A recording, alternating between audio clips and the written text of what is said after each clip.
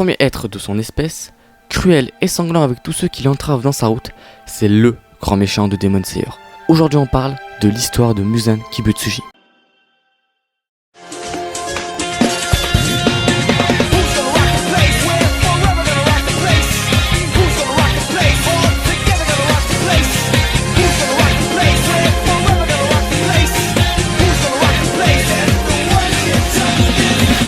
Muzan Kibutsuji est né pendant l'ère Heian du Japon, enceinte dans une famille noble. Depuis qu'il était dans le ventre de sa mère, il était extrêmement fragile et faible. La menace de mort le hantait constamment. Son cœur s'est arrêté plus de quelques fois quand il était un fœtus en développement. Il a été déclaré mort-né à la naissance en raison de l'absence de pouls ou de respiration. Si Muzan n'avait pas pleuré à haute voix, il aurait pu être immolé au bûcher funéraire. Sa fragilité a persisté à l'âge adulte, l'empêchant de faire des activités physiques quotidiennes courantes.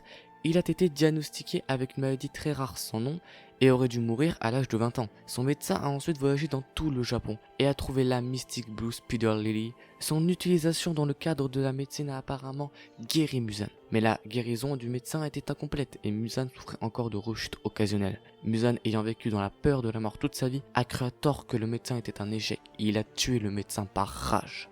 Au fil du temps, Muzan s'est finalement rendu compte qu'il s'était amélioré physiquement et que les médicaments du médecin fonctionnaient effectivement, mais ne pouvait plus marcher au soleil. Muzan réalisa également qu'il avait des envies de chair humaine pour se nourrir. Muzan était maintenant devenu un démon mangeur d'hommes. Bien que maintenant Muzan soit rapidement adapté à sa nouvelle vie et n'ait aucun scrupule à se nourrir d'êtres humains, la pensée qu'il devait éviter le soleil blessait son ego. Il a cherché dans tous les pays le Spider Lily pour surmonter sa faiblesse face au soleil, mais il n'a pas pu le trouver. Et la seule personne qui savait quelque chose sur le Blue Spider Lily, à savoir le médecin, est mort. Même après être devenu un puissant démon, Muzan se considérait comme imparfait et voulait en quelque sorte se débarrasser de sa faiblesse face au soleil. La recherche de Blue Spider Lily ne menant nulle part, Muzan choisit une autre option, créer des démons assez forts pour vaincre le soleil. C'est pourquoi il a décidé d'utiliser un contre-cœur, son sang de démon, pour engendrer autant de démons que possible. Il espérait qu'un jour, un démon serait capable de vaincre le soleil et qu'il pourrait alors dévorer ce démon, se débarrassant de son seul défaut. En donnant à quelques privilégiés encore plus de son sang, il a créé un groupe de démons très puissants appelé les 12 lunes démoniaques, qui suivent tous ses ordres. Une fois qu'il a été presque tué par un guerrier incroyablement puissant qui possédait la compétence Souffle du Soleil, il était désavantagé et a subi une défaite écrasante. Depuis lors, il garde une rencontre contre tous les utilisateurs du Souffle du Soleil et les a tous tués lors de sa découverte. Inconnu de Muzan, ce guerrier samouraï, respirant le soleil qui a failli conduire Muzan à sa mort, a sauvé une famille du nom Kamado des démons. Ainsi commença le sort maudit entre frères et sœurs Muzan et Kamado. Une fois, il s'est rendu dans les montagnes où vivaient les membres actuels de la famille Kamado et y a injecté son sang dans le but de les transformer en démons. Mais le sang démoniaque de Muzan était trop dur pour la plupart des corps des membres de la famille à tolérer. Et ils ont péri. Pensant que la famille Kamado est morte, Muzan est parti déçu.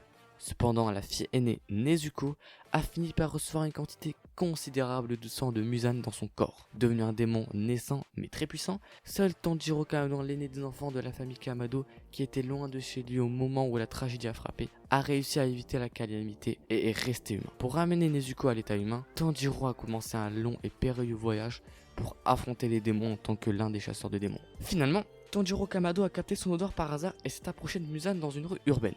Au début, Muzan ne savait pas qui était Tanjiro jusqu'à ce qu'il voit une paire de boucles d'oreilles sur les oreilles de Tanjiro. Des boucles d'oreilles portées par des utilisateurs du souffle du soleil. Une technique d'épée qui a jadis conduit Muzan au bord de la mort. Mais comme il marche avec sa belle-fille humaine, il met en place une façade aimable et fait semblant de se demander qui est Tanjiro. Tanjiro est en colère contre lui et veut le tuer. Afin de s'échapper et de distraire Tanjiro, Muzan tranche le cou d'un passant au hasard et le transforme en démon. Pendant que ces démons attaquent sa femme, Muzan s'enfuit avec sa famille. Avant de monter dans la voiture, il dit à sa femme qu'ils doivent faire quelque chose et qu'ils doivent continuer. Il se promène ensuite dans une ruelle où un mec ivre le heurte. L'ivrogne commence à se moquer de lui et déclare qu'il n'aime pas les pantalons fantaisie comme lui. Quand il ajoute qu'il est si pâle, il a l'air d'être déjà mort. Muzan l'écrase contre le mur, le tuant instantanément. Le frère musclé attaque alors avec colère, seulement pour être frappé en l'air et être tué. La petite amie de l'ivrogne tient son cadavre en pleurant. Il lui demande alors rhétoriquement s'il a l'air pâle ou faible, puis se répond en déclarant qu'il est infiniment proche de la perfection. Il a ensuite enfoncé son doigt dans son front en raison de son corps recevant tellement de sang de lui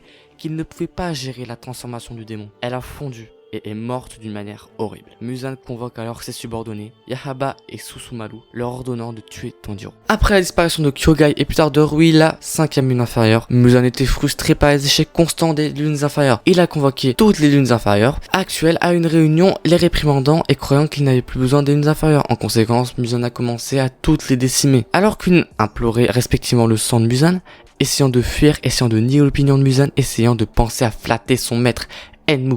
La lune inférieure était la seule lune restante. Cependant, contrairement aux autres, Enmu ne montra aucune peur au bord de la mort et l'accepta même pour une excitation pure. La séquence sadique d'Enmu a impressionné Muzan et il a envoyé Enmu en mission. Muzan a continué à envoyer des lunes pour tuer les tueurs de démons. Cependant, un jour, il a estimé que Nezuko était capable de marcher au soleil. Et il était tellement ravi de la consommer et d'atteindre finalement la perfection qu'il a immédiatement tué la famille dans laquelle il se cachait. Il est arrivé au Demon Slayer Estate et a affronté leur chef, Kagaya. Il a prédit cependant et s'est sacrifié en plaçant les bombes. Kagaya est mort et Muzan, gravement blessé, a été attaqué par tous les piliers. Tous ont été transportés à la forteresse Anfeti, un endroit contrôlé par l'une de ces lunes. Tout était séparé et Muzan a mis du temps à guérir. Alors que les tueurs de démons se battaient et mouraient et que Muzan guérissait à l'intérieur d'un cocon charnu, toutes ces lunes furent tuées, à l'exception de celle contrôlant la forteresse.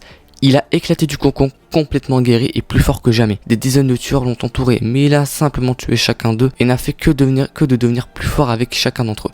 Il a confronté Tanjiro, qui lui a dit qu'il ne devrait plus exister. Muzan en avait assez qu'ils veuillent venger leurs proches. À ses yeux, ils devraient se considérer comme chanceux de poursuivre leur vie. Muzan leur a dit qu'ils devaient voir ses actions comme une catastrophe naturelle, comparant son massacre à des tremblements de terre ou des tempêtes. Finalement, Muzan succomba au soleil grâce à Tanjiro et aux piliers. Pendant que son corps brûlait, il transmit tout son pouvoir à Tanjiro qui était inconscient. Tanjiro était devenu le roi des démons avec les ambitions de Muzan. Il attaqua les piliers et Nezuko. Arrivé à temps, Kanao lui injecta l'antidote que Shinobu et Tamayo avaient fait pour Nezuko. Tanjiro reprend ses esprits et dans une scène ultime se libère des chaînes de Muzan. Muzan et les démons étaient enfin morts et le Demon Slayer Corps fut détruit.